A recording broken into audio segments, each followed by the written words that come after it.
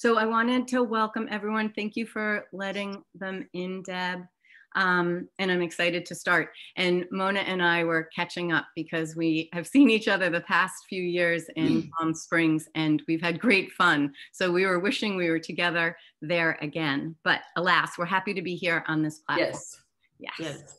So thank you, everybody, for coming. And I'll do a couple of just housekeeping things. I'm Sybylla Smith, and this is our Photobook book group. It's online, it's free, and if you like it, please pass it on to friends. And we have an archive of the ones that we have done over the last year plus, and that's on my website. And that's something that is really rich, because what we do is we have unscripted conversations with amazing creatives, and we ask them about how they did it and what is the bookmaking process like, and what about your process. Anyone who knows me, that's what I'm all about. That's what Concept Aware, my curriculum, is about. It's teaching how you see and why it matters, and what's going on kind of behind the camera that's making a really big impact on what's coming out the other side. So one thing I like to do is at the beginning, ask people to support all of the entities that are supporting contemporary photography, all the local museums, all the nonprofits for photography, because they're across the country and they're across different countries, and they have a nominal fee, and it makes all the difference for us to support them and to also shout out about what they're all doing. It's a really active time, so I encourage that. So I'm going to open up with a short intro and then jump in. Normally we have a conversation, and then we really encourage a dialogue. So we leave plenty of time for questions. I will just preface my formal introduction with the funny thing that happened was when I first went to Palm Springs, I was a huge fan of Mona's. I had her in my curriculum. I was giving my class, and because of my reviewing, I couldn't go to Mona's class. And I went in right after and said, "Hi, big fan, lovely to meet you. Wish I could have come to your class." And I said, "I'm teaching in this room tomorrow." And she's like, "Oh, okay, cool." And that night we got put together at the same table, which happens in Palm Springs. They bring dinner together with all of us, and then they have one table where they just randomly bring people, and I get Mona, and we get talking more. And then she's like, "I'd love to come to your class tomorrow."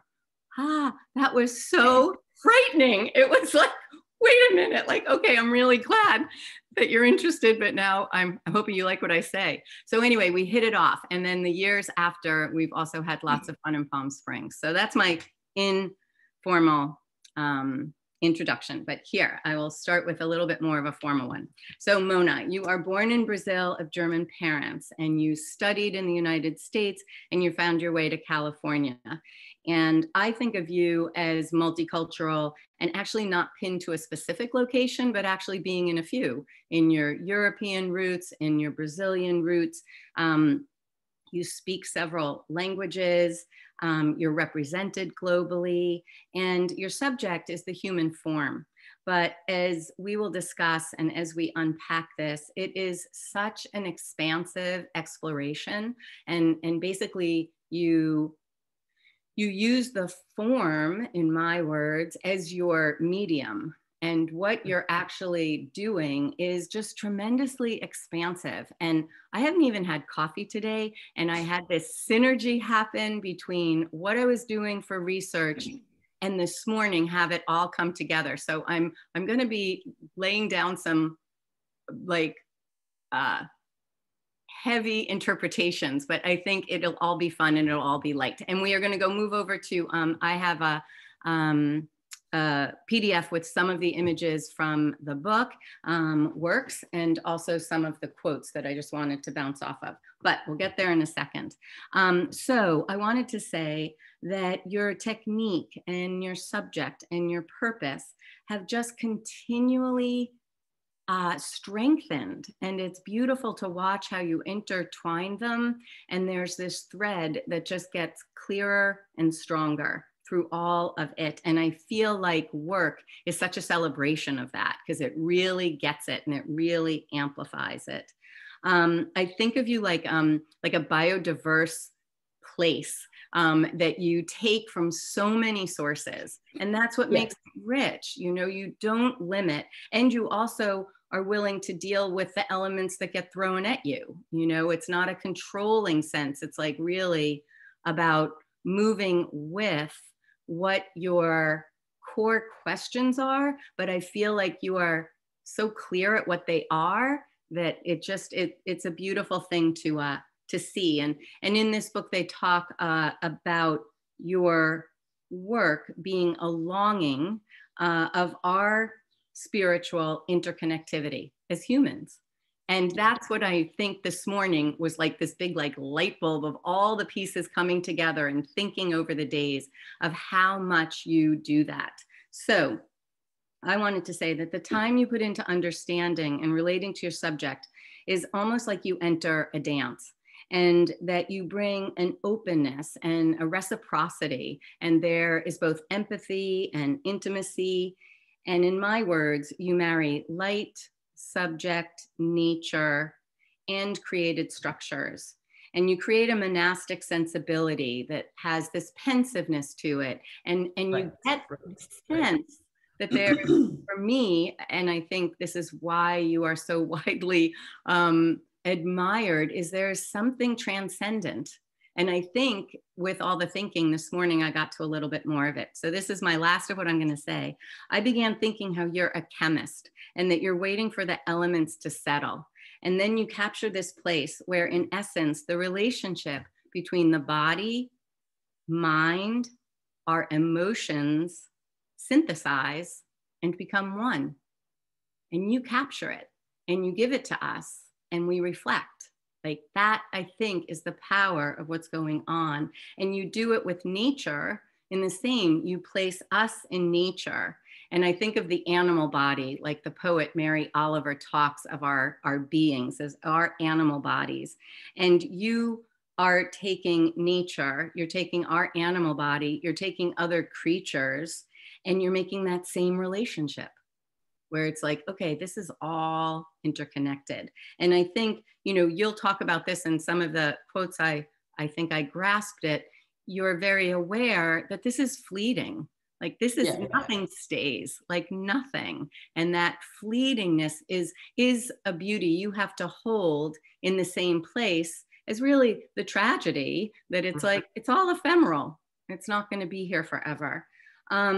So here I wrote this idea that we now especially have so overemphasized our mind and separated from our body. And then in our body, we get into this like, you know, wild way that as if we can control it.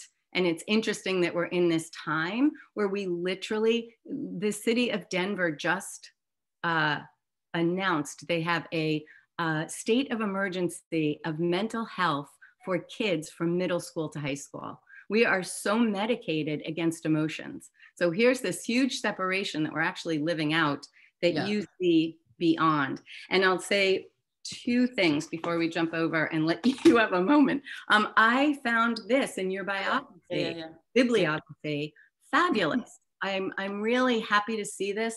It's The Body, the photography book by Natalie Hirschdorfer, and it's also published by Thames and Hudson. But it was a really great look at some of what we're talking about. And ironically, I went and got this in my little residency. I'm in a little town on the North Shore, and I walked to their library and luckily got it. And I open it up.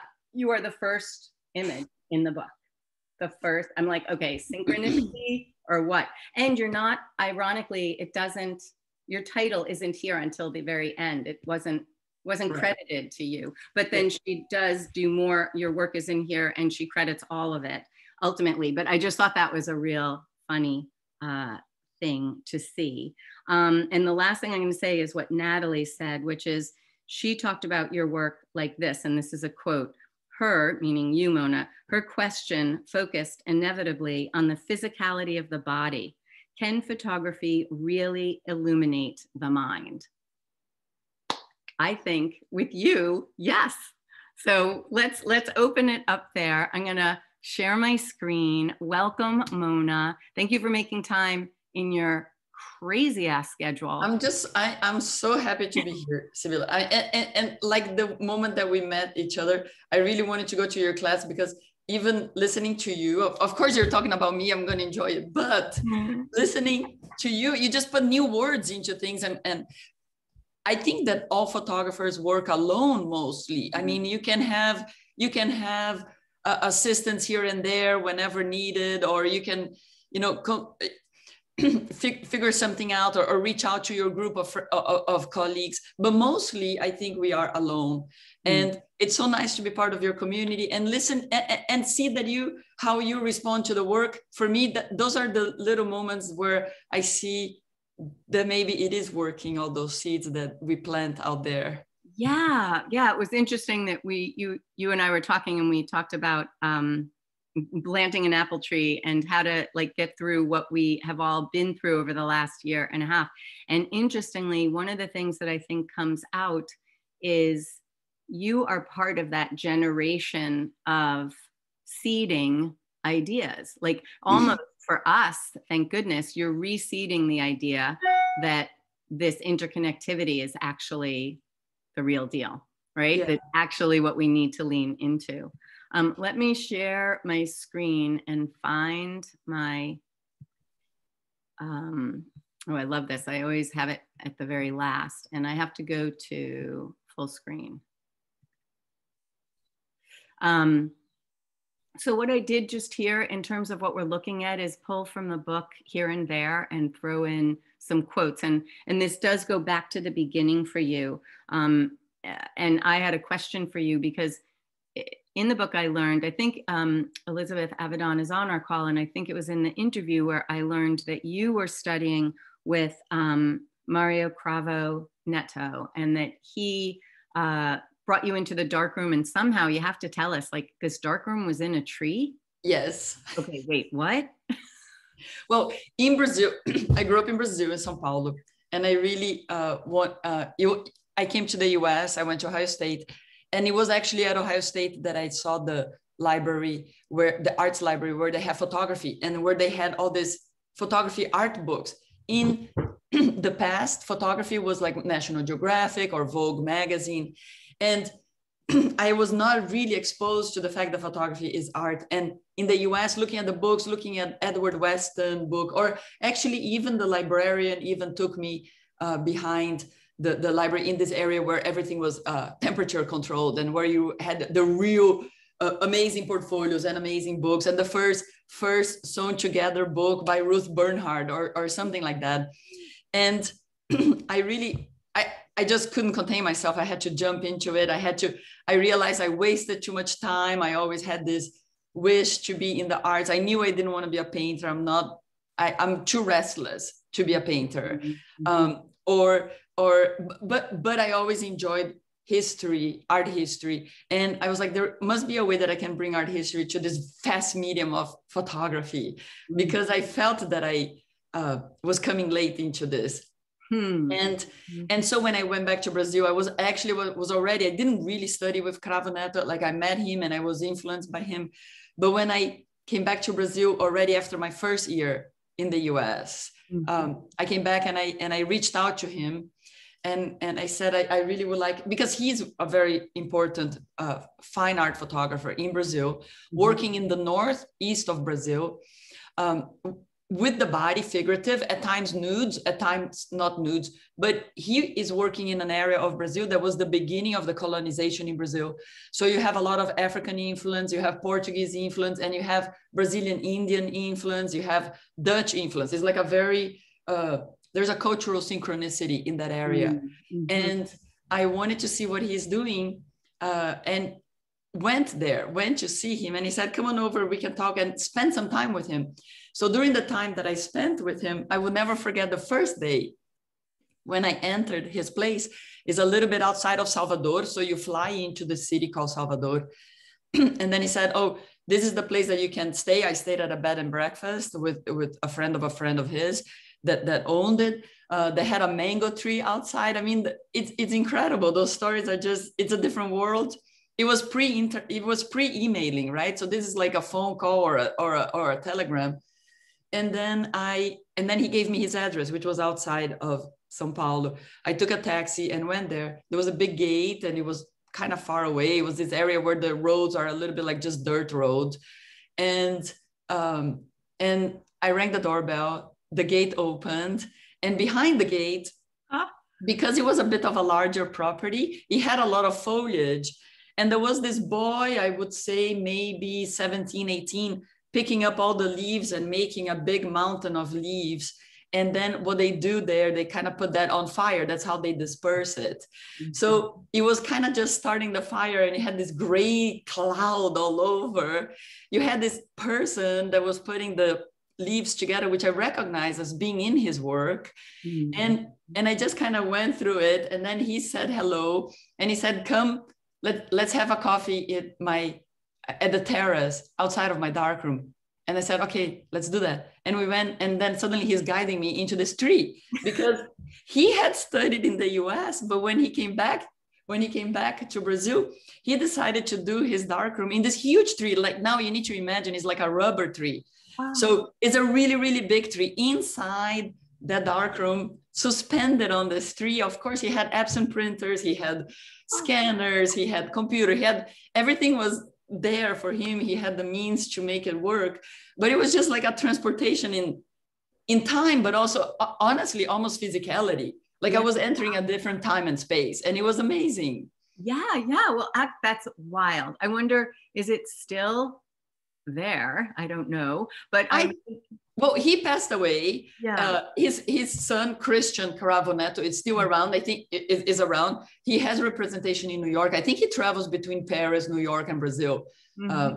We keep in touch here and there. He did a beautiful series of images also in India. His son, Christian. I saw that he had a son.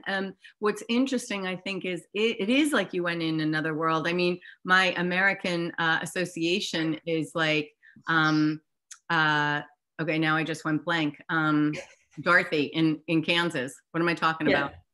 Yeah, like it's like you went to another world. And what I was going to ask you about him was, did he introduce like a mysticism?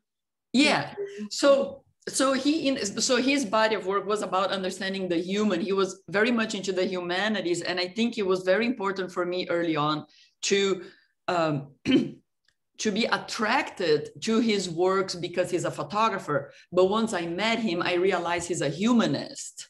And to have the differentiation right at the very beginning was really, really important for me. I think that was, and it's funny that we're talking about him because on most conversations, people ask, where do you go to school? Did you graduate from Yale? And those kind of things, which is the way things happen to me, is a bit irrelevant. Like meeting him was a lot more important. Yeah. And my feeling is like, I don't do long bios because anyone who wants to know that can find it, you know? Yeah. I'm much more interested in like, and it's the Wizard of Oz that I was trying to think of. And there's a scene in the Wizard of Oz where they pull back the curtain to see what's going on. And I feel like that's what I do in this Photobook book group. It's like, and you know, we just do it by asking. I think maybe that's what's happening at times here and there after the pandemic. I think we're having those moments. Like, what is this really about? Like, why are we doing what we do? I can talk about what I do. I can give you, you know, I can describe a ton of things of what I do and how I do, but why am I doing it is really what the conversation is. Yes. And actually it's an irony that the way it shook out for my Photobook book group is that June is all women photographers, all using the nude as a subject. So fascinating. So I'm really diving into that. And one of the things that I learned in somewhere in what I've been looking at and thinking about is that I think it's you said that he did in part a psychology of photographing the nude. So is that the that's true. Yeah. That's true. Yeah. But the psychology of photographing the nudes, I probably learned with multiple from observing a lot. Like, for example, Lucian Freud. I think I draw a lot of inspiration that he paints the nude, but the nude is sleeping. He paints them overnight or over a long period of time. The idea of of working with someone in the nude, to me, is a gift. Mm-hmm. If you put yourself in the shoes of someone who agrees to collaborate in creating works related to the nude, you need to understand how nervous that person can be. Even if I have seen the situation where someone said, oh yeah, I would love to be in your work, let's do something together. And then we start doing something together. And that person, especially early on when I was in college still, the person mentally decided that they want to do this. But once they disrobe, there's a nervousness of the skin. There's a nervousness because you're feeling a little breeze going through your body that you haven't felt before. Like you feel completely exposed. And you need to understand the sensitive nature of something like that. And also in a way, create a situation where they feel comfortable. And I really early on realized I don't want to be doing this in a studio. It's really weird. Like, why would someone be naked in a studio? Like the studio is a cement floor and cold walls, and maybe it's like, cement brick walls painted white, whatever that is. Like I wouldn't be naked in a studio. So why would I ask someone else to do that? So I realized that it would be really important for me to, maybe looking at Lucian Freud, that he decided to have them sleeping. Like he came up with a thought where people would be nude. I could imagine myself going to bed and decided not to wear anything and go to sleep, and also to reach your unconsciousness, right? So he really transported away from the body and really into a more other layers of things attached to it. The body is resting there, but there are things happening. So I think that for me it was important to find a place where I might not even have to ask someone to be in the nude, because that's nervous, that's weird. So I was then introduced to a place in France that is a naturist community. And when we talk about a naturist community, people already get nervous. And I like to demystify a little bit. So it's an area that is in a very remote region, is the west coast of France. So France has the East Coast is where you have the fancy homes and Côte d'Azur and all of that, the French Riviera. And on the West Coast, they kind of forgot that they have land there. It was a lot of swamp area. There was a lot of sickness during Louis XIV. It was an area that it was a disgrace in France. And then slowly they started doing those aqueducts and getting the water thing under control. Nowadays, fast forward, nowadays is an area where they do where they have a pine forest and plantation, and it's mostly a lumber, I don't know how you call it, like a lumber area where they have planted, and that's what sucks all of the water. And after the war, after the 40s, so around in the mid 50s, there were three philosophical minded families in Europe that saw the horrors of the war and saw what people did to each other and said, we need to find each other. The French and the Germans need to find each other as humans. The Dutch need to find each other as humans. Like all of this that has happened, we need to find a way to connect again. And their way was to disarm completely mentally and physically and come together in nature, in the nude. So it happened a little bit in the US when the people, after the Vietnam War, a lot of soldiers became park rangers. They went back to nature to recover mentally and physically. So that connection with nature, which allows us to gives us a lot of answers that are maybe not answers of the mind, but the answers of the soul. And those three families had this vision, and they wanted a place where people will not be bothered. Being nude is not a must. It's just that if you feel that you want to, you can, and no one will bother you. This ties in maybe to like a higher, a civilization minded, right? Like in the US, I have never found a place like this. I live in California. If I go to a hot springs area over here, the moment I'm naked inside the hot spring, someone is going to show up out of the bushes, is going to show up and say, hi, my name is so-and-so. Can I give you a massage? I'm like, no, that's not why. That's not why I am here. I am here because I want to be alone and I want to be in nature and I want to balance myself. Mm-hmm. So going back, circling back to that idea, I found this place. I was able to I was introduced to a place where I found this balance between mind and body, between presence, between nature. And I fell in love immediately because it felt normal to me. Mm-hmm. And it felt safe to me, like no one was bothering me. And it was interesting too to see that someone that is in the nude, how they look at each other, we would keep the eyes toward each other. Like I learned a lot about that and I brought that into my photography. Like I don't scan the person in the nude. Mm-hmm. I have a respect for the person. I'm looking them in their eyes. Mm-hmm.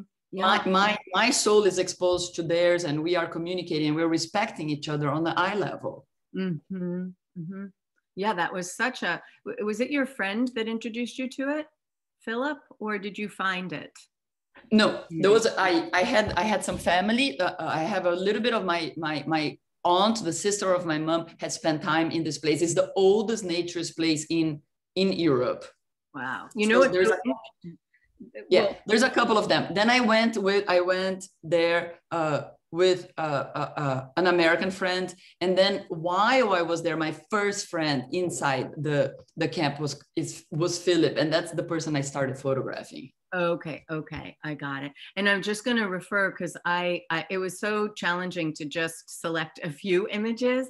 But I have always loved this one. And I just want to circle back to it to say how much there is in this when there's not a lot of information, but there's certainly a lot of, I should say there's not a lot of distracting information, but there's so much energy. And I just think it's such a beautiful, it is, if I had to define how you see, that's how I think you see. Yeah. And the one thing, the one thing to understand too, like Philip, for example, he would go to that place. For me, it was the first time that I went there. So everything was new. I was getting used to it. It took me time to fully undress because I'm part of the community now, right? So if that's something that I admire and I feel very comfortable, and also I believe that if you're going to photograph someone, you need to understand, you need to be part of it. Mm-hmm. So at the beginning, it also took some adjustment for me. Mm-hmm. And Philip was a super important person to me because he grew up going every year to the community. The community exists only in the summertime. Mm-hmm. After the summer, people go back to their jobs. They have a total normal lifestyle. The interesting thing there is that, for example, you have the wife of the minister of France is also in this community, and a car mechanic and his family are in this community. Is very French in the sense that it's very egalitarian. And it's egalitarian because there is no... there's no status symbol other than you get along or you don't get along because of your conversation. So the interesting thing about Philip, and I think that's why he was such an important person for me, is that his birthday is during the summer months, is in July. And he would always spend the summer months with his grandmother, and it was his grandmother who had a place. She was part of this early community that built this concept, this philosophy. So I met Philip in the nude, hanging out with his grandmother in the nude. Like there was no difference. Though it's not, when we think in the US, people say, oh, it's hard to describe because in the US, maybe the nude is more of a show and tell. I got to photograph someone in the nude and now here it is exposing it out there. While for me, the nude was more about intimacy and family. Mm-hmm. Yes. Actually, I love this image. And I'll just impart to you that I had the opportunity. I was 11. I turned 12. It was my birthday in Iceland. And I am not Icelandic, but I grew up next door to an Icelandic family. And I always say I have family there because that's how closely we grew up. But we were there in August. And for them, that was high summer. and we went out to visit other friends and relatives of the people I was with. And when we got there, everyone was in their underwear. And I was shocked. Like, I literally didn't know what to do, you know, because I'm being introduced to people in their underwear. They're every age group you can imagine. And so, yes, we have such a different sensibility of our own bodies, of our bodies next to each other. Every one of my European friends gets into their bathing suit on and off the beach. And every American is like doing a ridiculous, like, you know, towel thing, trying to wiggle out. And it's just it's so refreshing to, I think, be with people who are comfortable in their skin. Yes, there's a transition that happens there once you're able to cross that. And once you feel safe, I mean, the first thing is you feel safe to be in an environment where you're respected and you feel safe and you feel trusted. Mm-hmm. Once that is established, and once you yourself decide, it's so hot and who cares? And let's just, you know, who cares, basically. So once you mentally reach that point, then you realize that you are wearing your own skin and your skin is strong enough. Yes. Oh my God. That's a quote. You know, and that you're wearing yourself. And I think the reason I started doing nudes too, like when I was studying photography, I had the choice. Do I do, who knows, right? Abstraction or architecture or straight portraiture or fashion or whatever it is. And I realized at some point that I am in this body and I cannot get out of this body. Mm-hmm. And then my body, I learned that it was one of the first, it's so interesting doing this retrospective book. You have to think about life again. Mm-hmm. And there were some moments that were really key moments. I still remember the day that I took my first darkroom printing class, and the teacher came to me and said, well, the black and white photography is all about shadows. And I realized that I lived a whole life not necessarily paying attention to shadows. So the shadows were always there, but I just didn't really pay attention as I started after the class, where everything I was paying attention to, it was the shape of shadows, the curvature, the chiaroscuro, like the whole thing about the shadows. I also realized that I always have a shadow too, because I have a body. Mm-hmm. Mm-hmm. And that is what made me want to focus in figurative. Wow, that's so... because that's, I mean, that is it. Like it's hard even to verbalize. It was just a connection that I had to the fact that I have a body and I have a shadow, and that's and so I want to photograph things that are like that. I want to photograph the human in us. Now, photography also has a very superficial side, right? Is a sliver, is a piece of paper. It is what you see once it's frozen in 1 second. It is a millisecond expression of someone's body. So that is this dichotomy that I also find very dynamic in photography, where I try to bring all this depth and all this humanness and all this art historical references that I enjoy throughout the time, because I learned what humanity has done throughout the time. So I like to look at art history, not so much about the art part, not so much about the relics that are left behind, but I like to learn about art history. It's like, what were we doing? What was the human doing on the different moments in time? And how were they dealing with their adversities? How were they dealing with their difficulties of their time? And how were they inspired themselves? How were they continuing to deal with their own life or the different stages of their life? And that is all reflected on art history. Yeah. So that's all we have to, or maybe some writings and literature, but that's the remaining that we have to just pick up the ball and learn a little bit about it. And what I want to do with my work is continue maybe a little bit the dialogue, you know, like if it's a long sentence, I just want to put a mini word. If I have that, I'm already very happy. Mm-hmm. And I think for me, I like the simplicity of the nude. Mm-hmm.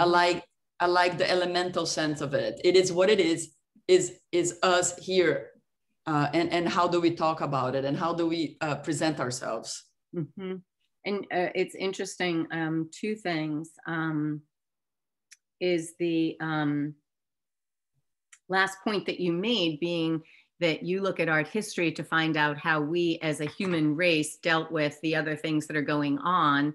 And then you give us the example of the naturalism community trying to heal after a world war that othered everybody. And aren't we now at a same place like that? So it's now very, we are. I think, prescient in the sense that it's like, what are we going to do with this information? And I wondered, did any, like, is there a part in your process, or maybe it's moved, but that scares you? Is there anything that frightens you in your process, or that you have to work through a fear? Yeah, I think I have. Well, I have. Well, I think artists have vulnerabilities, right? Mm-hmm. I think we have vulnerabilities. We learn to deal with them. I think that we also have insecurities. Is normal. I actually like insecurities, because my own insecurities, because I think that keeps me on my toes, and that also, in a way, is the adrenaline that I need Mm-hmm. to push myself forward, right? Mm-hmm. I think that I don't necessarily have fear itself. Like when you think about the word fear, to me, that sounds really big. Mm-hmm. I think I have insecurities and I feel vulnerable at times, Mm-hmm. but I do keep fear at bay. I think that fear is part of life, but I really keep it away, as if it was a monster that doesn't exist but shows up. Mm-hmm. Mm-hmm. So I kind of. It's really interesting. I don't know why I asked that question, but it came to me as I was going through thinking about your work, and also just how, I mean, you talk about vulnerability. You really face vulnerability, and you do it with other people, and that's what ends up coming through in the work. So I wondered, in that process, was there hesitancy along the way? But honestly, what I hear is you being enthused and curious, and also almost buoyed by the realities that you find. Like, you're like, no, like, we're good here. Like, this is the way it is. Yeah. Yeah, well, but the thing is, the buoy, I like the buoy analogy. I don't always think we're okay here.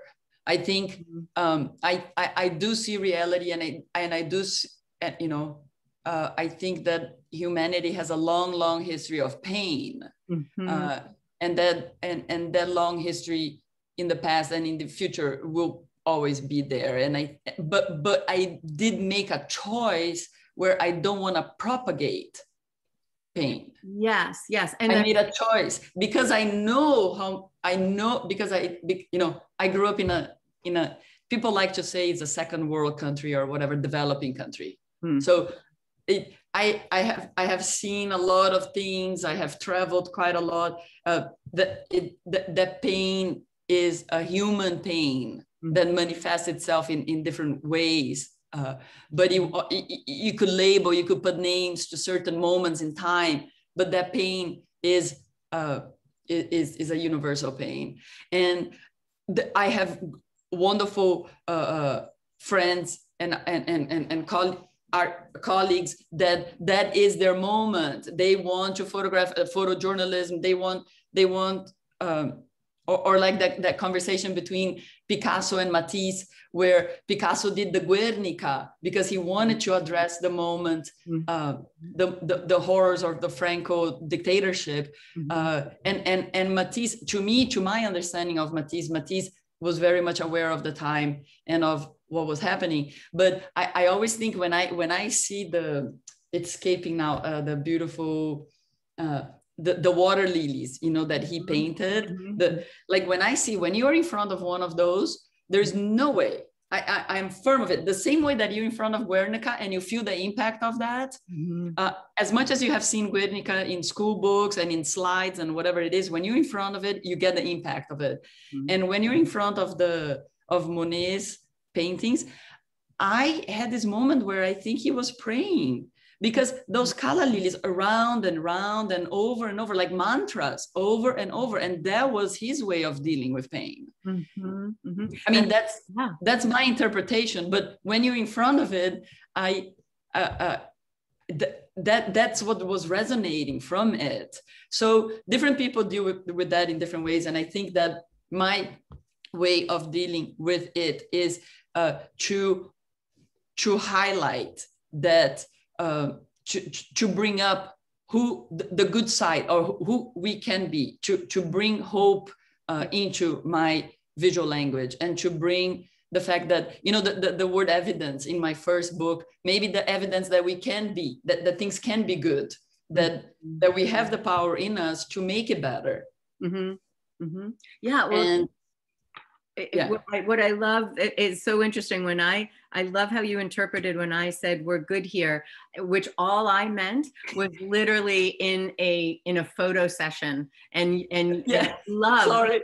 No, that's perfect, because actually what you did was you took it universal, and it underscores what I said at the beginning, which is that I don't think you could bring your sensibility as clearly as you do if you were not holding that balance of destruction and beauty, and you hold it in the same place. And your ability to do that, and to choose to look towards the evidence I see you reflecting is the generative nature of things. That, you know, if you wanted to think about it, it's like you could give it another name. You could give it love. You could give it hope. You could give it humanity. But it's leaning into that idea that, you know, it's going forward in the midst, despite, and moving. So that's where I think it's really funny.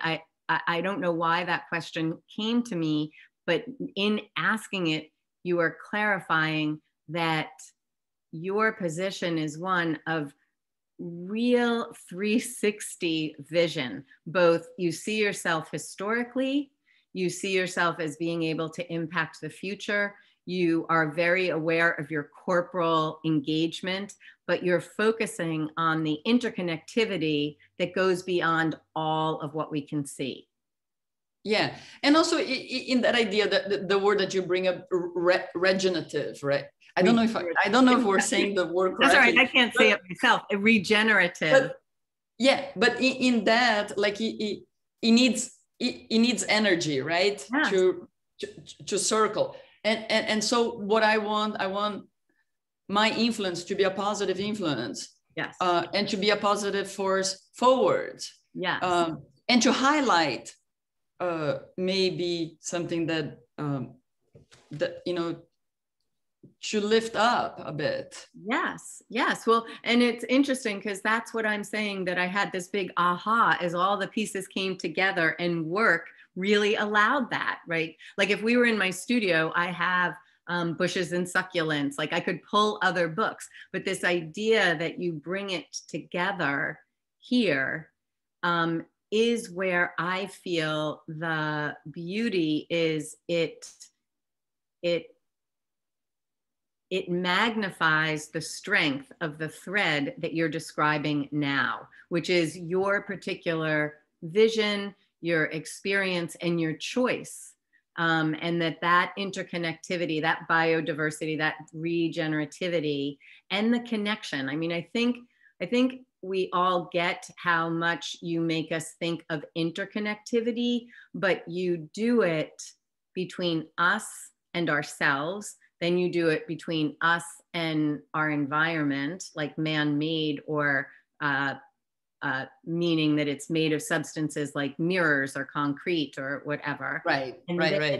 And then you bring it into nature, and you make that cycle and our cycle one. And so that's what I think is just so profound. It is the subject is your exploration and your question. It's not what's in front of the camera. Yeah, so that's the conflict of photography, right? Mm-hmm. Because of the medium being that way. And I think it's so interesting. It's so interesting to like people say, oh, you're a scholar at the Getty.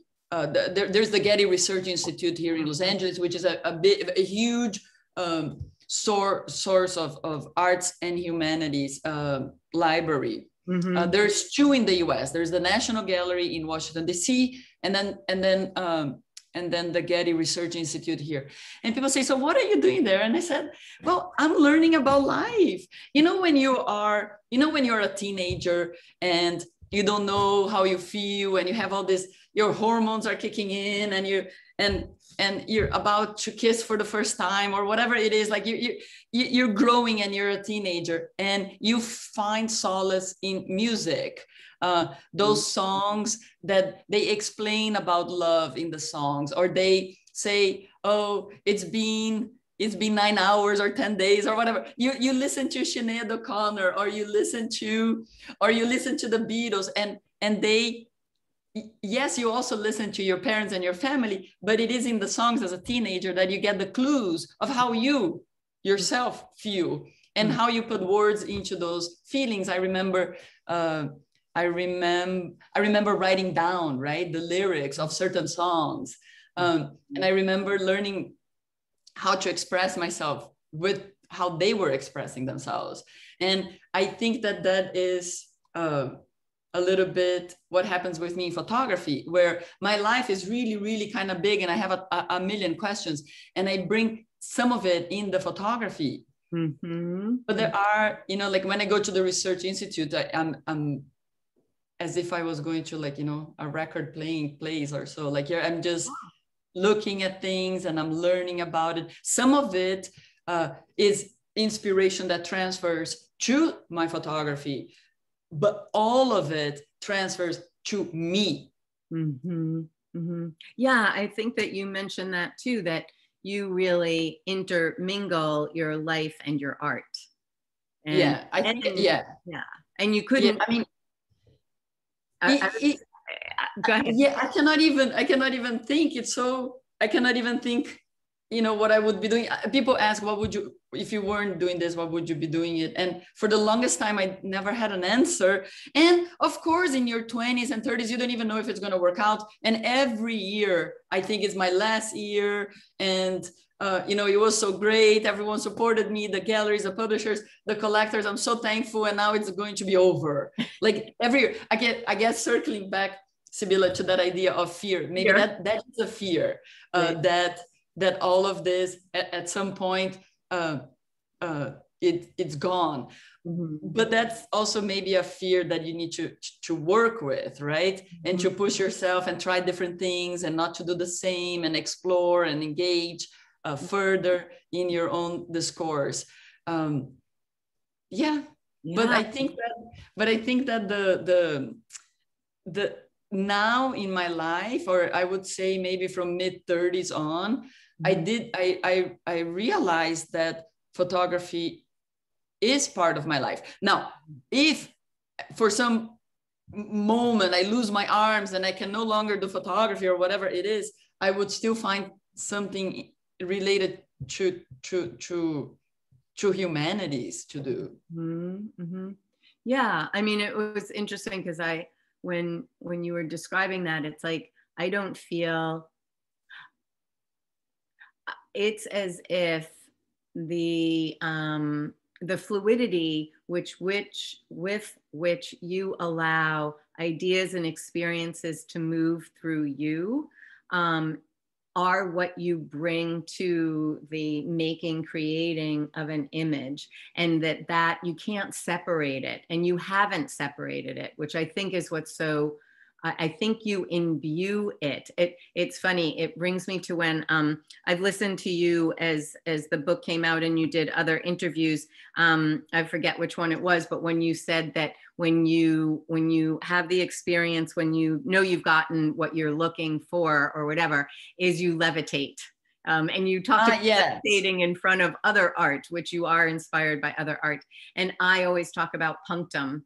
And that would be like your description in your words. Punctum would be when you have that experience of levitating, it like literally lifts you off your feet. And so I think what's so unique and what you have imbued in your imagery is that integration of yourself. You know, just like you're saying, if I don't want to get nude, I don't want to take my clothes off in a cold studio. And if I'm going to ask someone else to get nude, I want to as well, you know, or that I will. I'm trying to see if I put it down. Natalie wrote about this in the book. She referred to John Berger in The Way of Seeing, because it looks at the history of art, and so much of the history of art is us looking at women's bodies that were rendered by men. And the idea that the difference between being nude and being naked. And right. I'll have to get that. I'll put it in my summary. But that quote, and like where there's like the vulnerability of being naked. Yeah.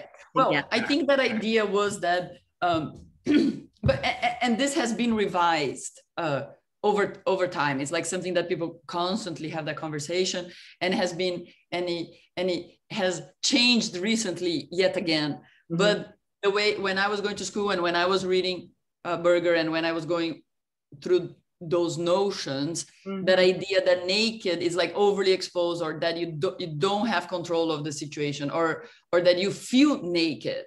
Mm-hmm. And to be in the nude, you are dressed in your own skin, that you feel that you are in the nude, you might be more playing a more art historical role with your body or so. Now, it's interesting that you mentioned the specifically to photography, the history of most of the female nudes for sure are photographed by male photographers, men photographers. So when I was doing the book, it was, I have to bring this up. Yeah. When I was putting the book together, I did the beginning I did the introduction with Rebecca Morse. She's the curator here at Photographs at LACMA. And we wanted to bring an image, because it's a retrospective book. We thought it would be so nice to have a historical image to reference. Mm-hmm. And Simon Baker also wrote in the book, and he was a little faster, and he picked up a painting to be, like, we were allowed by the publisher to bring in 2 art historical references if we wanted to, because it's a question of licensing, and it's a question of budget. Yeah. So the publisher said we can have 2, that's it, which was perfect. We don't even want too much more. So Simon was quick and in putting someone that he is a scholar, and he has researched, and it's someone he's very aware and knowledgeable about, and he was a painter. Yeah. But I want to bring the focus to Rebecca and I. So we were looking at what to bring, and I said I would like to bring a photography, because that's who I am, and it would be great to be nudes. And we really looked at a lot of it, and it's really a difficult position. Like, how do you bring someone in that you admire, but you don't want to be leaning too much on them, and you don't want to justify your work because of them? It has to be like the very first image that you had there, like somewhat of a perfect balance between the past and the present, and the personalities and the egos involved. In any case, for the first time, I realized, because I looked at so many people that I studied along the way, that even their other photography, that for some reason or another, I wasn't necessarily comfortable with the work. Mm-hmm. It was a bizarre realization. And we looked at a lot of it. We looked at how women photograph the nude, how men photograph the nude, specifically in photography. Mm-hmm. And then we found, I'm going to show you because I'm so proud of it. So we found this amazing image of Imogen Cunningham. So woman, West Coast photographer with a German background. Yeah. Okay. And this image, which I think is so amazing, because you have here, 1, 2, 3, you have here 2, 3, or possibly 4 people. Mm-hmm. You have 4 people there. This person, it's casual. It's so contemporary. If you think about it, it's so casual. It's so contemporary. It's so at easy. This person here, possibly a woman, is looking to the camera. She's in the nude. They're all in the nude, but you don't see nudity. Mm-hmm. She's looking at the camera. This person here is also looking at the camera, almost inviting the viewer in. Mm-hmm. She maybe was the subject of the posing, but he invited us in. It's such a fantastic image that the image itself suddenly had so much to maybe some of my thinking or my emotions that were in my own work. Maybe not the image itself or the representation itself, but the understanding, the moment of photographing, the group involved, how to put four bodies without overly sexualizing it. Yes, we are sexual human beings. We're not going to deny that. I'm okay with this, but that's one dimension. We have many other dimensions that are, to me, more interesting. So that's who we found, and I then reached out to her estate, and we got permission to publish, and it was fantastic. But the realization was that I wasn't really necessarily comfortable with too many nudes in photography in the past. It was kind of really bizarre. No, I understand. I actually had never seen that image. And honestly, it took me through Sally Mann. It took me through you. And what I think is so incredible is how contemporary it is, but the look in the eye of the woman in the photograph is just magnificent. And it's just this moment, and it's just so knowing. And it's just a very, very beautiful image. And I'm so glad, like all the movement around them too, which are really bodies, but actually start to look like seaweed, right? Their hair. Yeah. Like it's like there's movement, there's the dappled light, there's the movement, there's this organic nature of life. I mean, you have here 4 people, the balancing emotions between them is not just, you don't just show up to a photo shoot and say, I want you here, there, and stand this way and look that way, and now I'm going to do a click. I mean, it's not like that. Show me your best side or something like that. Yeah. It's not like that, right? Yes, no. You could do that, of course. You could do that in a commercial shoot. You could do that, in different ways, but that's not how, that is not allowing life to enter the work. And I think when you allow life to enter the work, you have a much richer result there. And by richer, I mean something that will last longer, because the curiosity, like this image of Imogen, I look at it over and over again, and I keep thinking there are clues here that I have not yet solved. And I want to know who these people are. It's not just a woman posing for a photographer. I actually, who are these people? What is this community? What were they talking about? Why are they so casually there together? How do they relate to each other? Like, there are 1,000 questions, and that to me is rich. Yes. Well, I think that you are instilling some of that in other people. I think that. So the image that you have up right now, the one before, is like is this person in where I do a lot of my work in the summer. I have a neighbor. So this girl in this image, because when I photographed her there, she was still very young. So she would see me doing photography. Is the neighbor. She's there during the summer with her grandmother.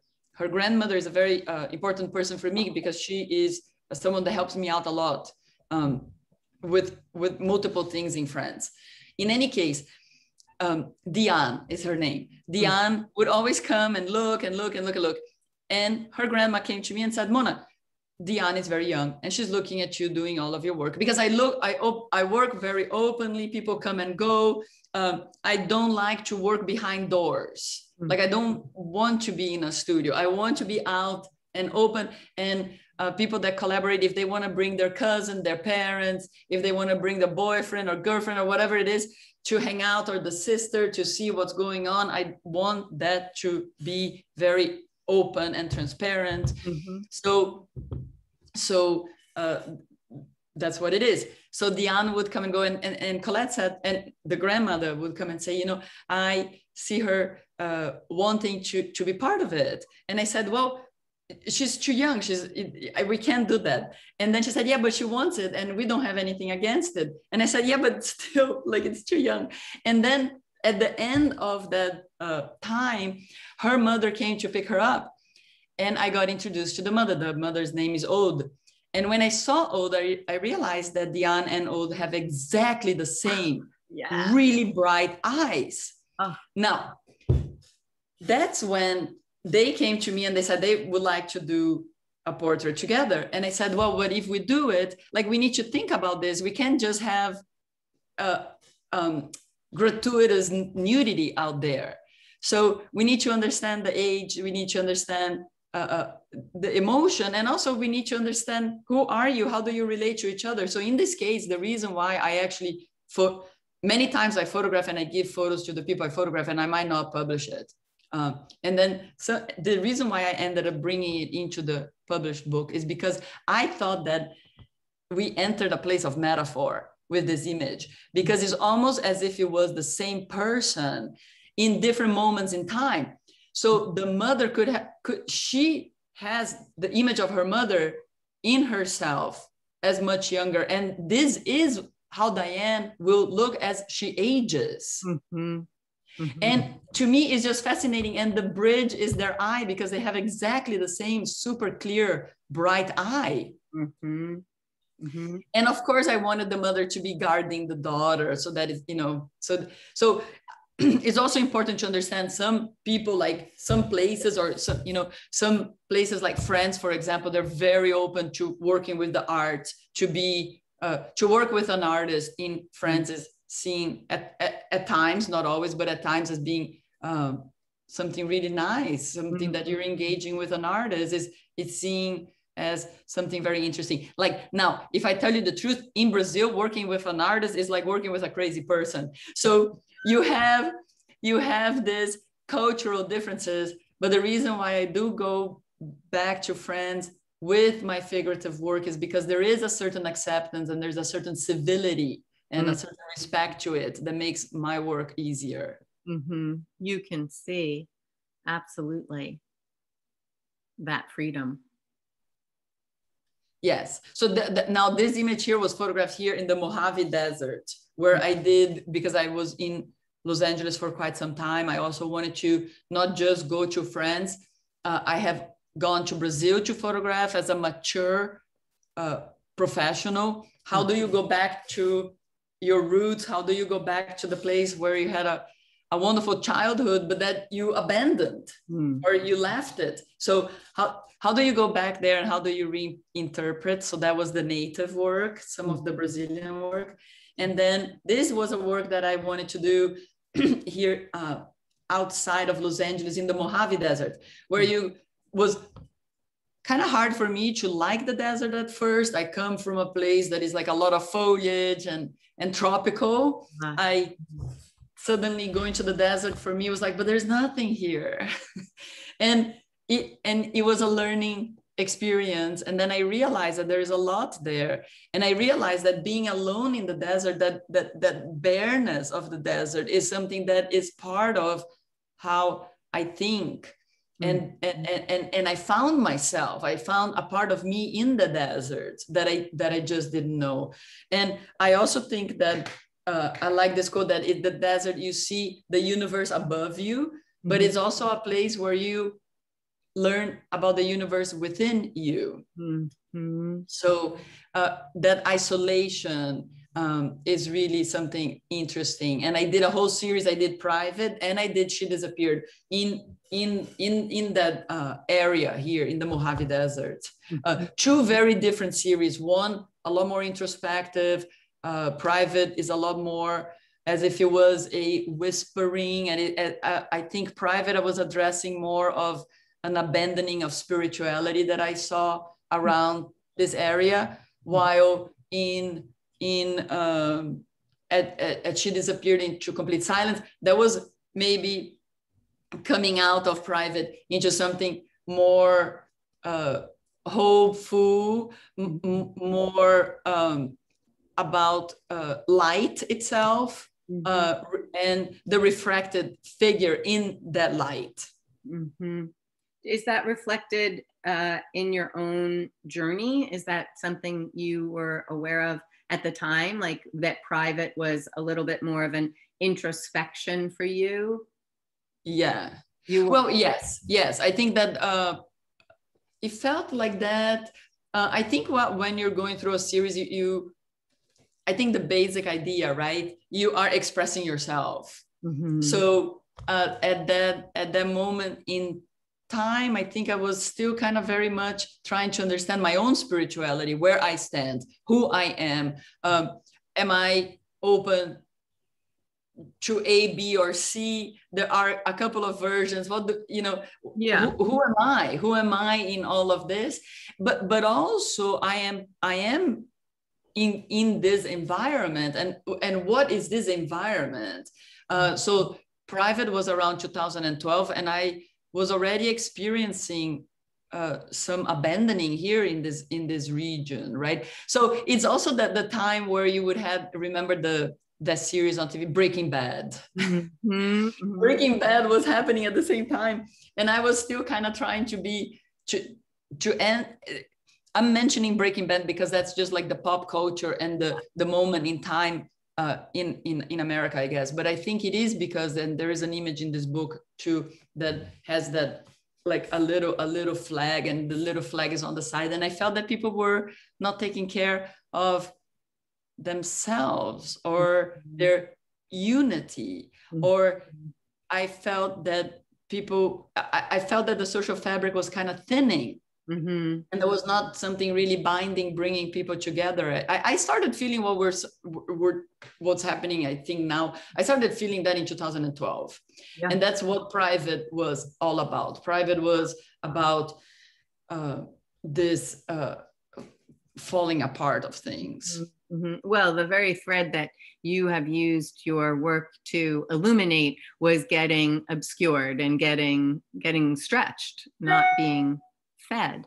I want to give people time to ask questions, and I still have so many more, but I didn't go in, I think, complete order. So we have an image or more from private below this, but these two are from bushes and succulents. And I just want to touch on that before we open up, because I thought it was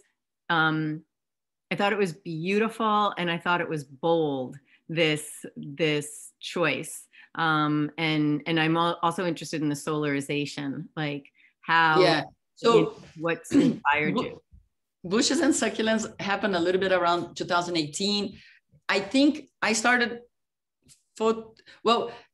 before the Me Too movement, because we know all about the Me Too, but before the Me Too movement, there was already turbulences happening, and there was a lot of conversations already taking place about women's position in our economy, in our world, in museums, and all of that. And a lot of people were coming to me because I work with nudes. A lot of people were coming to me asking me to define myself, and I never really wanted to define myself. Like, remember the very first images, those two hands, there's a balance there. When it comes to conversations like that, I really like the unifying element, to put our differences aside and find what brings us together, because that's where our strength is at. We are all different. Men and women are different. And I think that if we can find the strength, if we can find what brings us together, that's what we should be highlighting. In any case, there was also this moment where people were, a few friends of mine were saying, but you need to, like, you're the one doing nudes, you need to say something about this. And I thought about it, and I said, you know what, it's true. I never really put myself out there too much in defining those things, because I actually don't believe in it. But maybe I could bring something up that it's a continuing of a more feminist dialogue. And I started thinking that I reserved. I'm always thinking about what next projects and what to do. And I have a few projects that I wanted to do when I'm 80. So I wanted to do when I'm 80, a botanical project. I was like, oh, I'm going to photograph flowers when I'm really old and I cannot move anymore.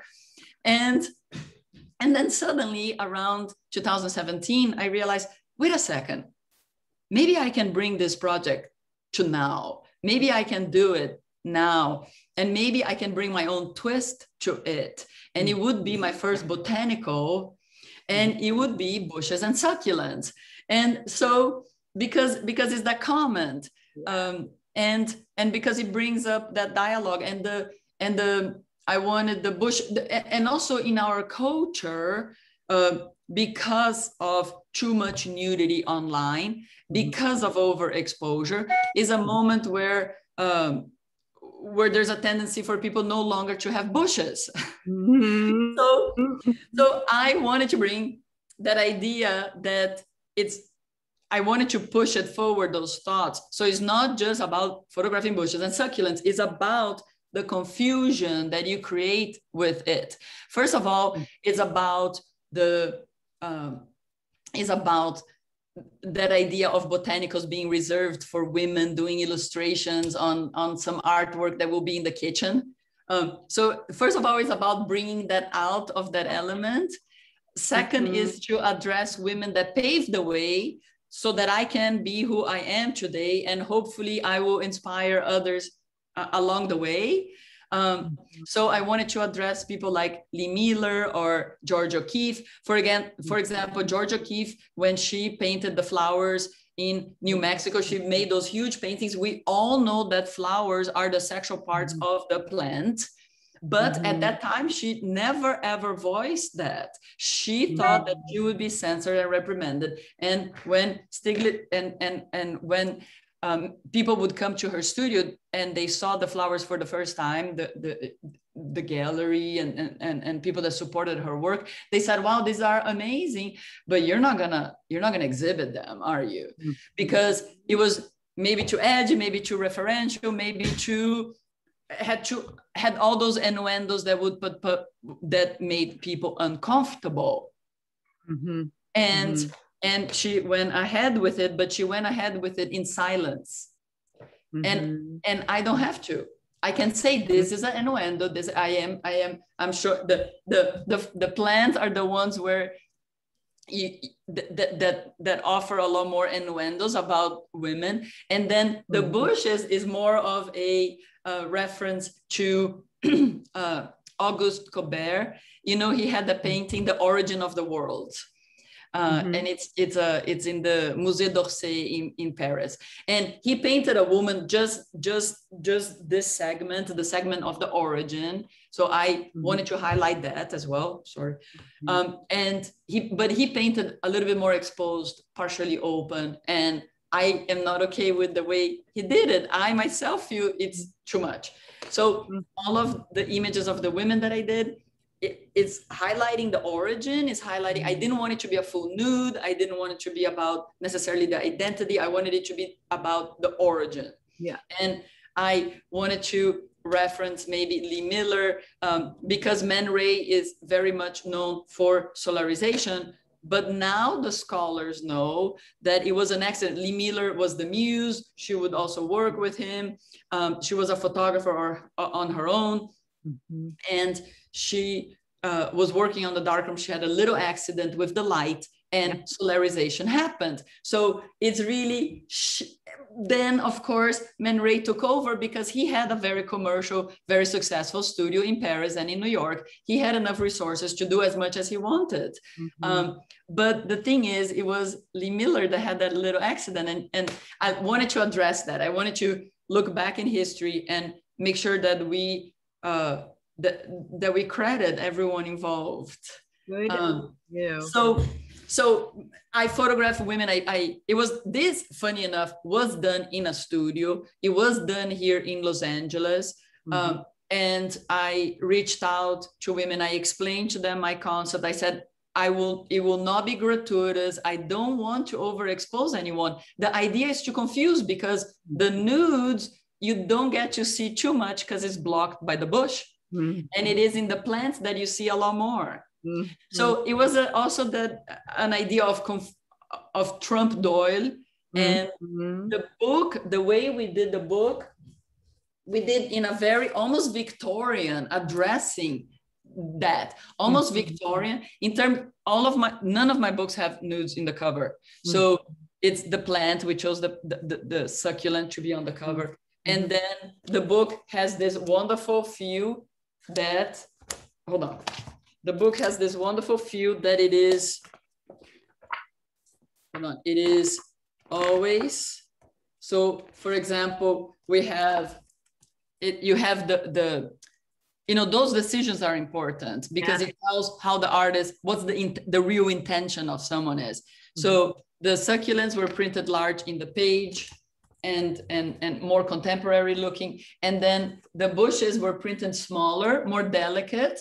And on a, I don't know if you can see it because of the reflection, but it wasn't printed with, with gray, it wasn't printed with 4-color black and white. It was printed duotone, black and silver.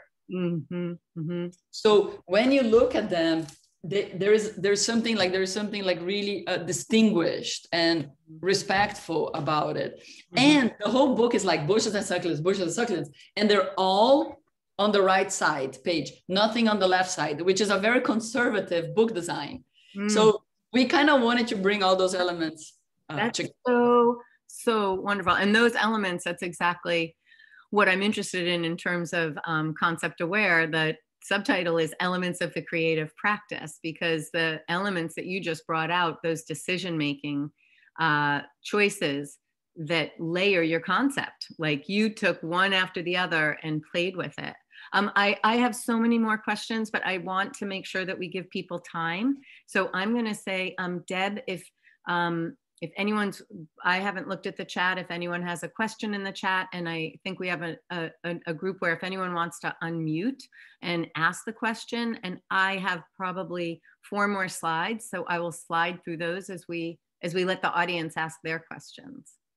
Yes, we don't have any questions in the chat, so anyone who would like to unmute themselves, please feel free.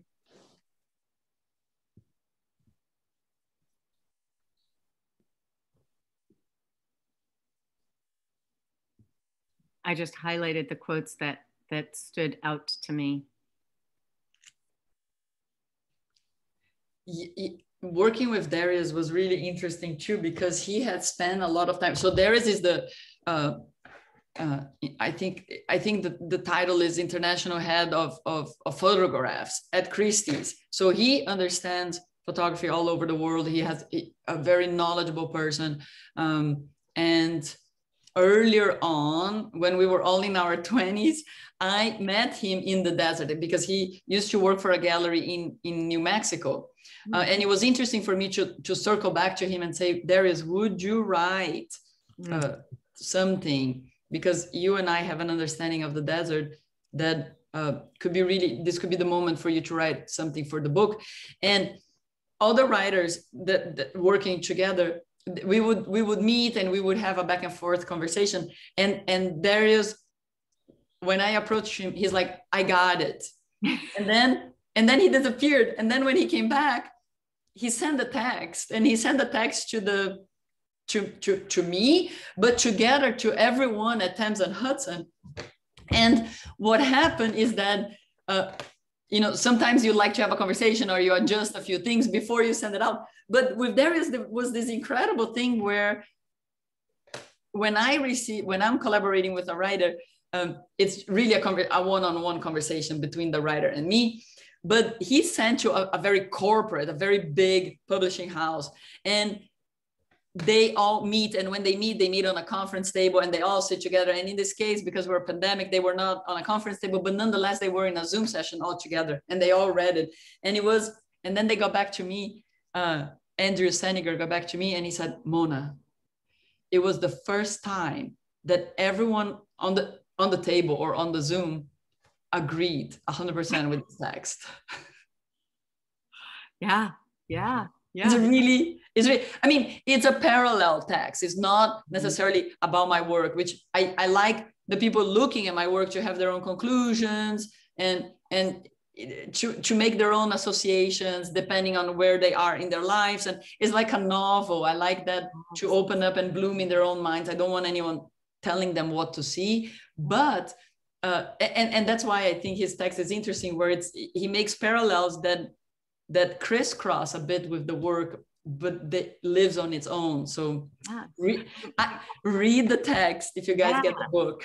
Well, I was so impressed because I loved how lyrical it was, and each person was different, and that, you know, you were literally, you sparked inspiration of Greek mythology, of Salvador Dali, of T.S. Eliot, and it's so wonderful to see like how Rumi, I think I end with a quote by Rumi. So you have brought out,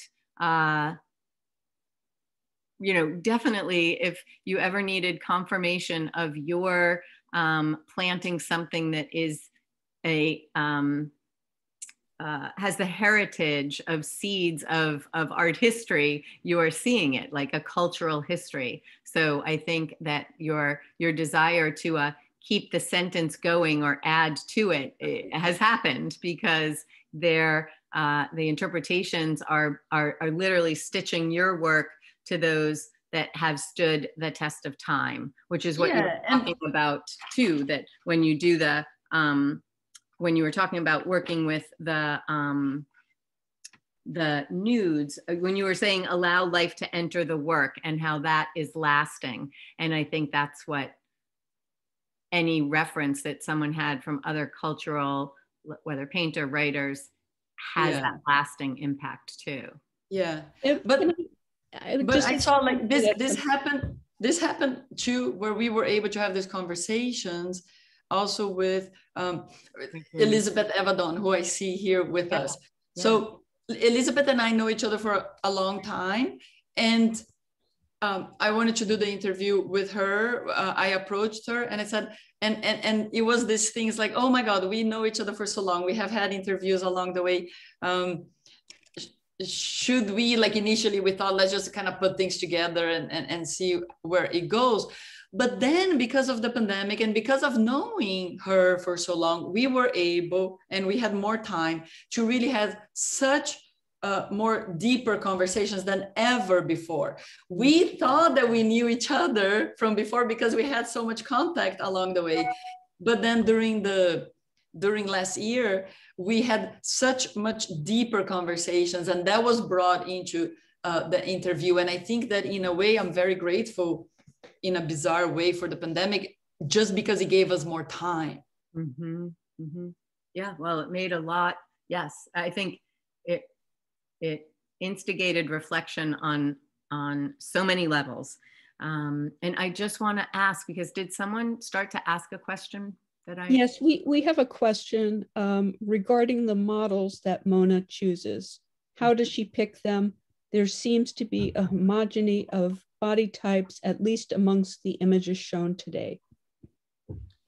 Right. So depends where I am, because we're talking about so many different bodies of work. So when you look at my earlier work, I mean, that work was done in France.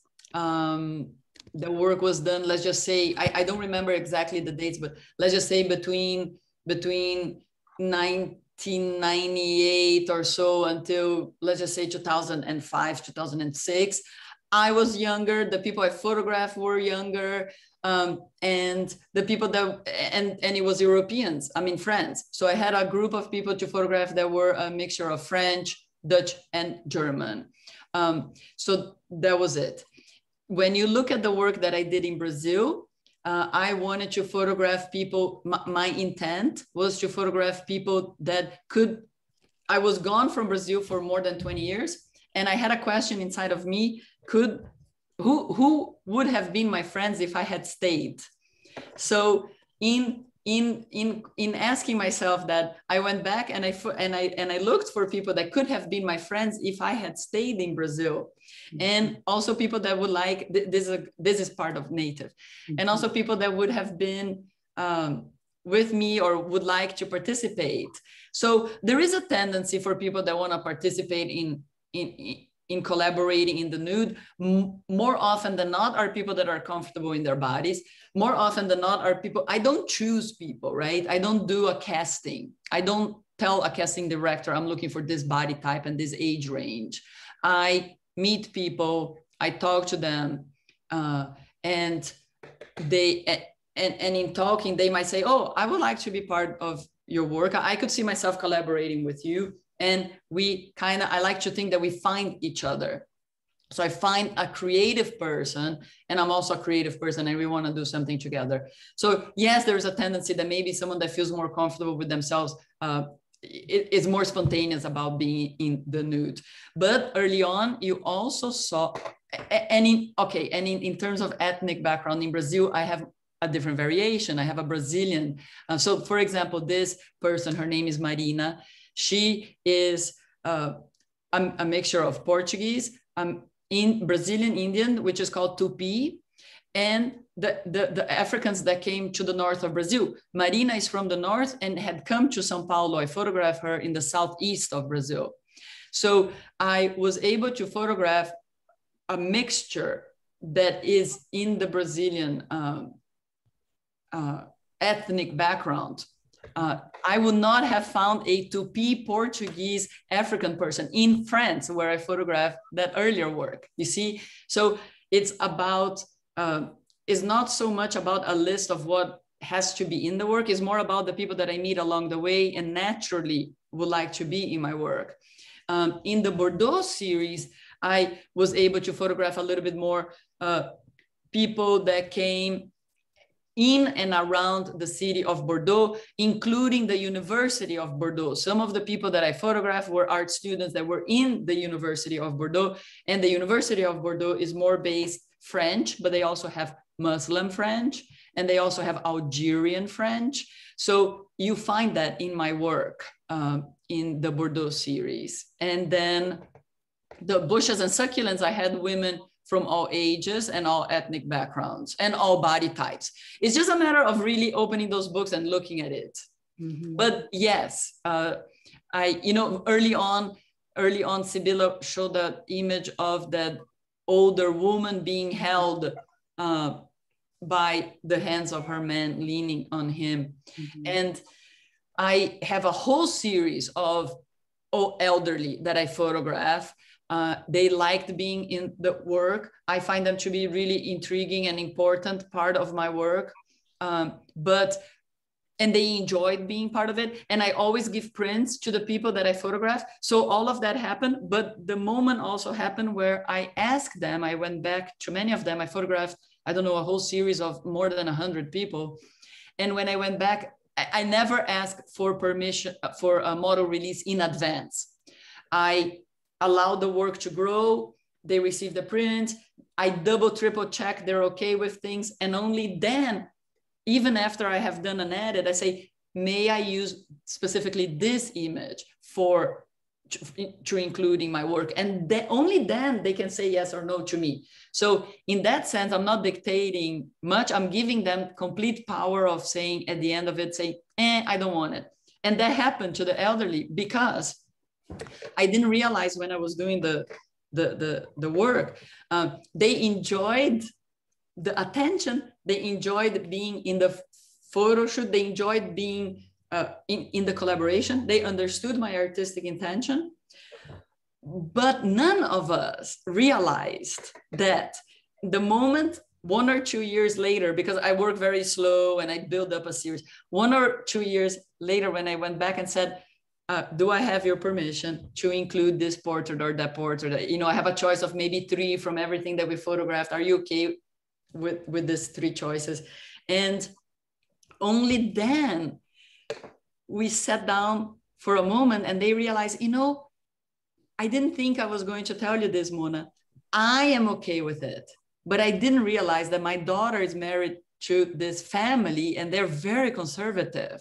I did not realize the ramifications. So when I'm photographing older people, you imagine this tree, this oak tree that has 1,000 ramifications above the earth and below the earth in the roots.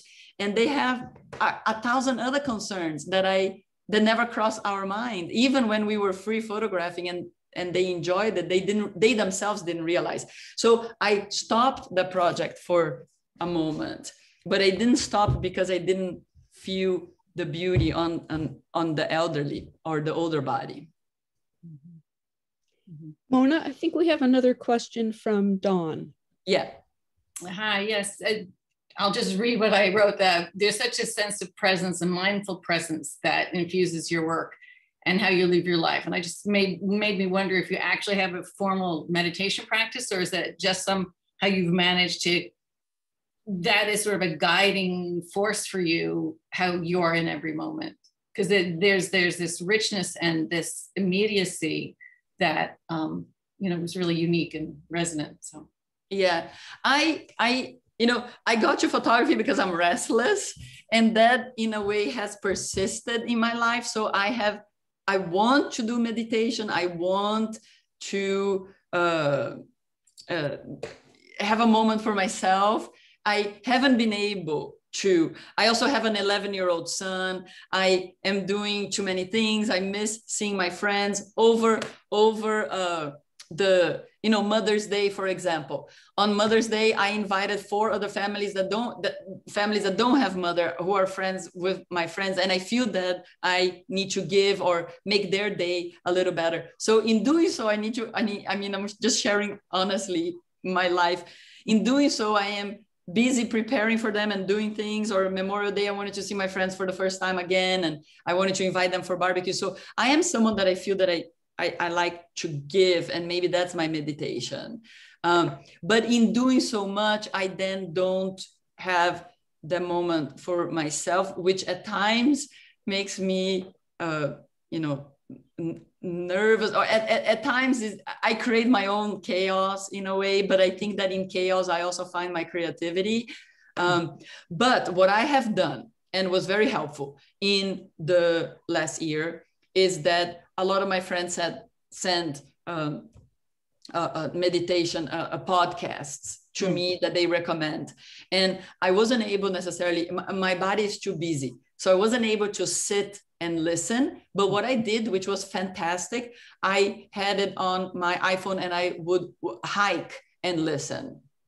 And that to me was great because it opened up so many doors and windows, and it was so important for me. But also I realized that maybe intuitively I am kind of there. It's just that it's more of an organized way that I was listening to them, and that was very, very, very helpful. And I like to do that. That's maybe now to answer, circling back to your question, I think my meditation, maybe sometimes early, I try to wake up a little earlier, and maybe 1 or twice a week I go for a hike around. I live on Laurel Canyon, so it's a little canyony around here, and I listen to a podcast. Yeah, that moving meditation. It's a moving meditation. But I also, for me, being with people is so important. Human connection. It was, for me, the pandemic was very difficult because it's hard. It hurts me. At the end of this session right now, we're going to all say goodbye, and we're going to say how wonderful it was. And we're going to hit the button that ends the meeting. And that hurts me. At the end, if we were all in the same room, we would also say goodbye. And it's fine to say goodbye, but there will be a hug, or some people would linger a little longer. The fact that we all disappeared at the same time, it's inconceivable in my mind. It's really bizarre and it's awful. At the same time, it's what it is, and we're doing those things. But yeah, so I think that what makes me busy and what makes me connect with people is what makes me feel good. I would venture to say that your photography is a meditation. And that too, like I do transfer all that, the editing. I think, Sybylla, like looking even more closely into this, like the editing is probably my meditation, because I look at the images for a long time. I look at them very quietly, and I see some images are obviously great, and you know you got something wonderful, but then to me they don't seem to last. And the quiet images are the ones that last and have, you know, like this Imogen Cunningham image is not the most famous of hers at all. Mm-hmm. But to me, that's the one that has the most questions, and it keeps on giving. It keeps on giving. Mm-hmm. And so when I'm editing, I put all the work up, and I put all of the images. You know, I obviously take if the, you know, the technical ones that went wrong, I obviously put them on the side. But the other ones, without censoring, if I think I did a good job or not, I just put all of them up, and then I let them sit there. And I think maybe that's the meditative moment where every day I look at them, and every day I have a cork board, a really big cork board where I can put a ton of images. And every day I take a few out. And sometimes I take some really, really great images out. And sometimes I have the gallery person comes here and say, no, this is great, and we can sell this. And I said, yeah, but that's not really my vocabulary. Or yes, but it's too quick, it's too immediate. And I like those that are maybe a little more quiet and maybe more lasting. Mm-hmm. Mm-hmm. Yeah, so maybe that part is a little more meditative in that sense, where the meditation then is a little bit more like there is a difference there between an image of a person that I know and I care about my relationship with them, and the image and the same image, if it does or not have metaphors, or if it continues a conversation in the arts. So I need time to separate those two things, and then I need time to also unravel some of those metaphors. Mm-hmm. Wow, yeah. And the idea of giving yourself the time to do that, and separating from some of your expectations, you know, like you said, that are relational potentially, and letting it again, it makes me keep it, my analogy keeps going back to chemistry, not a favorite subject, but that idea of that you let stuff happen and it transforms, and then you're like, oh, here it is, and you take it. Right. I feel that. Right. Yeah. Yeah, I think there is, you know, we go to school and we learn a lot of things, and there is the intelligence, like there's, because at the beginning of this conversation, we talk about the mind and the body. Mm-hmm. And to me, it's the mind, the body, and the soul. Mm-hmm. So to me is sometimes a lot of things that I learned, the tangibles are all in the mind, and the intangibles are in the soul. And my body has to deal with all of that. So I think that in terms of intelligence, there is that acquired intelligence, because you learn things, technical things, but then there is that intuitive too. And I think that the intuitive intelligence, or even further, some understanding or embracing some unconsciousness. And I think that is a very fruitful thing. I think it's very, you know, there is an abundance there. Mm-hmm. Absolutely. Well, it's interesting. Yeah. I'm thinking, Dawn, that is not news to you in terms of the work that you're doing too. So yeah, I love this. I do hate to end, and I'm still mad that I'm not having like a meal with you and something to drink, but I do mind the time that we've asked people to be here. And Mona, thank you so much. I knew that, as I said, it's unscripted. We go in a lot of different ways. I literally have like a whole other page that I could have like pulled out. But it's just all along, you've always been very generous with how you see. And I think that we, as viewers, just are given so much because of the clarity of your vision. And even that idea that you would turn to a gallerist and say, not the tone I want out in the world for me.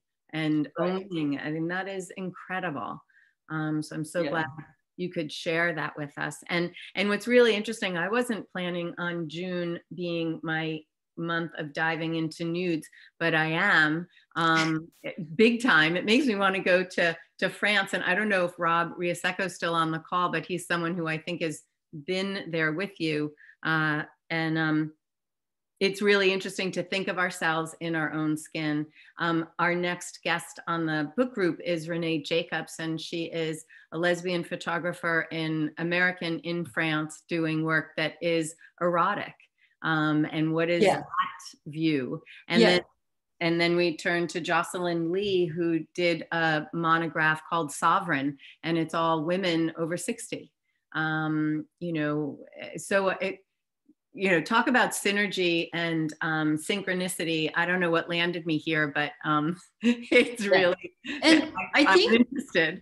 I think with the nudes, there's also something really important to understand, that there are, the artist needs to reflect themselves into the work, right? Mm-hmm. So we shouldn't be, like, it would be weird for me to try to do, like the two other artists that you mentioned, if I would do something that they're doing, like, it wouldn't come naturally to me. And then I think that nowadays there's this whole thing about, oh, you need to do this and you need to do that and you need to address this and address that. And I think that we're forgetting to understand our own nature and to respect every person's kind of creativity, right? Like the creative,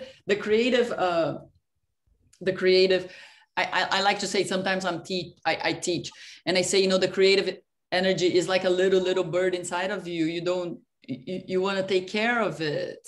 And sometimes it teaches you something unexpected. And I think that is something really important, to allow yourself to follow, to follow something in you, and to understand life, because life is also a river, like, that takes you into certain places and you meet certain people. Because sometimes, I just want to say, sometimes you go to colleges and universities and you have these projects, and maybe the project fit or doesn't fit in your life. And I think one of the nicest thing is when you're able to blend your life and your art, when that comes together. I think that has a lot of continuity, that has an honesty about the work, and that has also is more sustainable. You can do a lot of it because it is you. It's your expression. Well, it's also, and it's also going to inherently be unique and original. I work with people on their process, and when I'm working with someone whose focus is on the product, their eyes are in the wrong place. The product will take care of itself if you work and really concentrate on your process. And trends are unfortunate. And frankly, sometimes, like you mentioned a little bit, successes, because then people are like, oh, this is you. And it's like, no, I'm in that river, and what's coming up next may not look anything like that, and it's this idea that we don't want to repeat, and we can't put ourselves into someone else's frame. It's like really figuring out your own and owning it. So I actually look forward to the next talks as well, because just like when we started, when you mentioned you have a class on creativity, I said, whoa, I would love to attend. Yes, actually, well, in the elements that I put you in, then I think I put you in reflection. I think I did, because I knew. Thank you. I like that one. And I mean, metaphor obviously is there. And then if you look, my framework has 8 elements, and ironically, the trend is that 3 work often together. Right. And I try to help people find out what are their 3 major ways of seeing. Right. So, well, I know I am so happy for your way of seeing, because it has totally just been something that was, you know, it was really fun to be such a fan and then meet you and then be able to have conversations like collegially about a lot of issues that we didn't even touch on today. Yeah. Well, we touched on some in terms of being a woman in this field, and